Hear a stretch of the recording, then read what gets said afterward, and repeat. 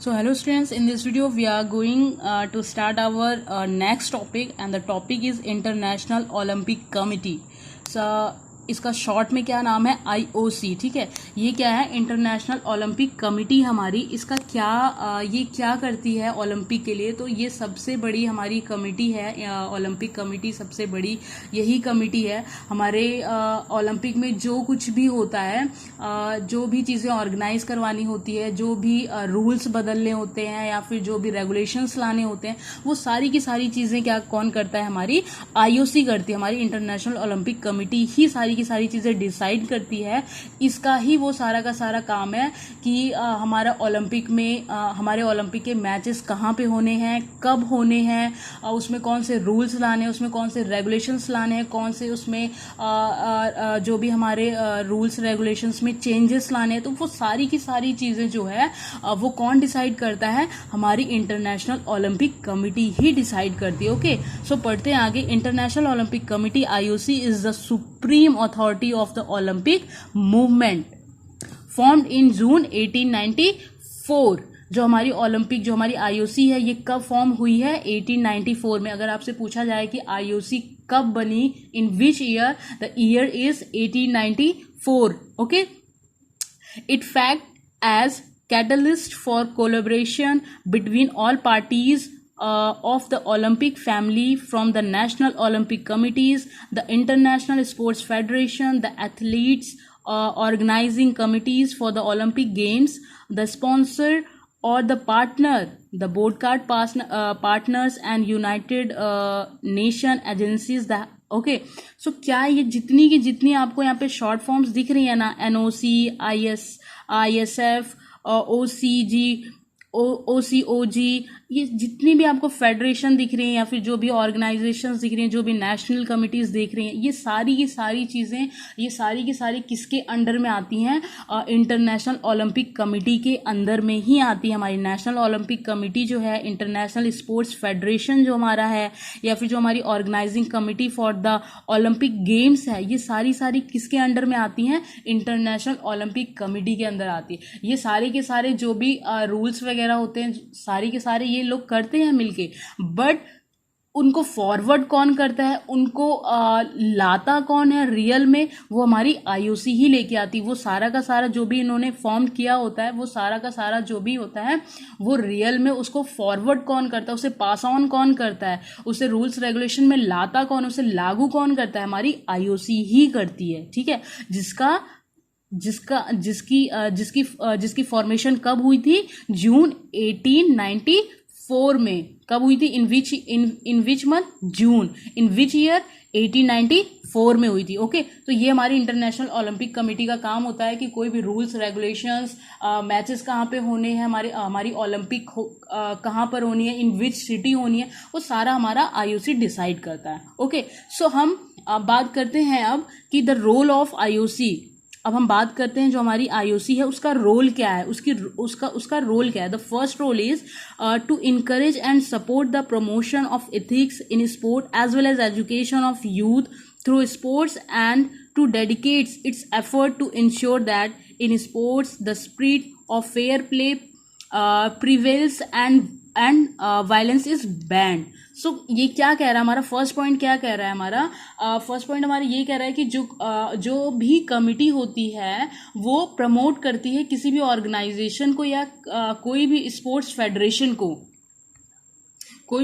Federation को क्या करती है, इनकरेज करती है, उन्हें क्या करती है, हेल्प करती है फॉर देयर डेवलप और उनके कंपटीशन को कंडक्ट कराने में. सो IOC का क्या रोल है, पहला रोल इसका यही है कि ये क्या करती है, जो भी हमारी ऑर्गेनाइजेशंस हैं, जो भी हमारी स्पोर्ट्स फेडरेशन है, उनको क्या करती है, ये क्या करती है, उन्हें इनकरेज करती है, उन्हें सपोर्ट करती है. फॉर किसके लिए, फॉर देयर डेवलप के लिए और उनके कंपटीशन को कंडक्ट कराने के लिए. इसका पहला रोल है. ओके, जो भी हमारी कमिटी और जो हमारी स्पोर्ट्स फेडरेशन है उनको इनकरेज करती है, उनको क्या करती है, उनको सपोर्ट करती है कि अपने गेम्स को डेवलप करो और अपने कंपटीशन को कंडक्ट कराओ। तो पहला रोल इसका ये हुआ।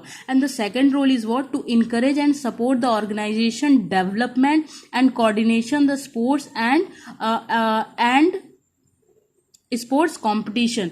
उनको क्या करती है ये, डेवलप करती है, उनको क्या करती है, डेवलप कराती है, उनके बीच में कोऑर्डिनेशन बना के रखती है और उनको कहती है अपने स्पोर्ट्स में क्या करें, कंपटीशन करवाएं। ठीक है, सो ये इसका दूसरा रोल हो गया। The third one is to ensure the regular celebration of the Olympic games.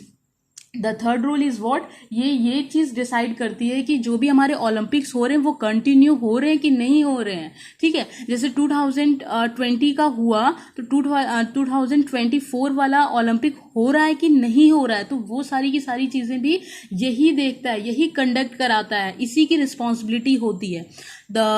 यहाँ पे बहुत सारे, there have a lot of role but we can discuss only few things. Okay, जो बहुत ज़्यादा लेंदी ना लगे हमें पढ़ने में, तो हम कुछ पॉइंट्स को, जो इंपॉर्टेंट पॉइंट्स हैं, जो इजी पॉइंट्स हैं, हम उन्हें ही डिस्कस करें। Okay, so another is to act against any form of discrimination affecting the Olympic movement. ये क्या करता है, एज कोई भी discrimination affecting the Olympic movement, कोई भी चीज़ होता है वो उसके अगेंस्ट एक्ट करता है। कोई भी चीज़, कोई भी डिस्क्रिमिनेशन नहीं होनी चाहिए, कोई भी जो भी हमारे पार्टिसिपेंट हैं उनके साथ कोई भी डिस्क्रिमिनेशन चीज की नाम चीज नहीं होनी चाहिए कि वो उनके कंट्री का या उनके सिटी का है, कुछ भी नहीं। सारी की सारी चीजें बहुत ही फेयर प्ले होनी चाहिए, कोई डिस्क्रिमिनेशन नहीं होना चाहिए। ठीक है, जो लोगों को अफेक्ट करे।